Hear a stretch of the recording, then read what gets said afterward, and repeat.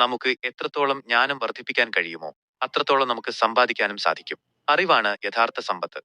ജീവിതത്തിൽ വിജയിക്കാൻ വേണ്ടത് വെറും കഠിനാധ്വാനമല്ല, മറിച്ച് കൃത്യമായ അറിവാണ്.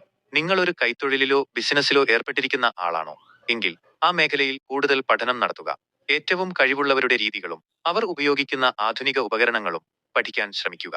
ഓർക്കുക, എല്ലാവരിൽ നിന്നും പഠിക്കുക, എന്നാൽ ആരെയും അന്ധമായി അനുകരിക്കാതിരിക്കുക. നിങ്ങളൊരു വ്യാപാരിയാണെങ്കിൽ എപ്പോഴും കണ്ണു തുറന്നിരിക്കണം. കുറഞ്ഞ വിലയിൽ ലഭിക്കുന്നതും എന്നാൽ മികച്ച നിലവാരമുള്ളതുമായ പ്രൊഡക്റ്റുകൾക്കായി നിരന്തരം അന്വേഷിക്കുക.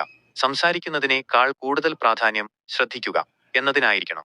നമ്മുടെ തലച്ചോറിലേക്ക് എന്ത് കടത്തിവിടണം എന്നത് നമ്മുടെ മാത്രം തീരുമാനമാണ്.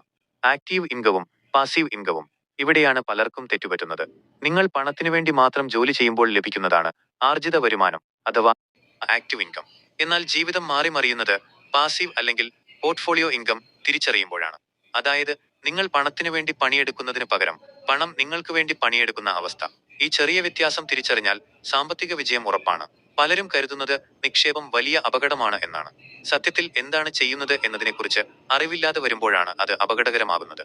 പ്രൊഫഷണൽ നിക്ഷേപത്തെക്കുറിച്ച് പഠിക്കാത്തതാണ് യഥാർത്ഥ പ്രശ്നം. സാമ്പത്തിക ചരിത്രവും ബിസിനസ് ചരിത്രവും പഠിക്കുന്നത് എവിടെയാണ് തെറ്റുകൾ പറ്റുക എന്ന് മനസ്സിലാക്കാനും അമിത പ്രതീക്ഷകളെ നിയന്ത്രിക്കാനും സഹായിക്കും.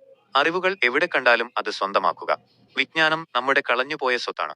നമുക്ക് അറിയാവുന്ന കാര്യങ്ങളിൽ മാത്രം ശ്രദ്ധ കേന്ദ്രീകരിക്കാതെ അറിയാത്ത കാര്യങ്ങളെ കൂടി മനസ്സിലാക്കാൻ ശ്രമിക്കുമ്പോഴാണ് യഥാർത്ഥ വളർച്ച ഉണ്ടാകുന്നത്.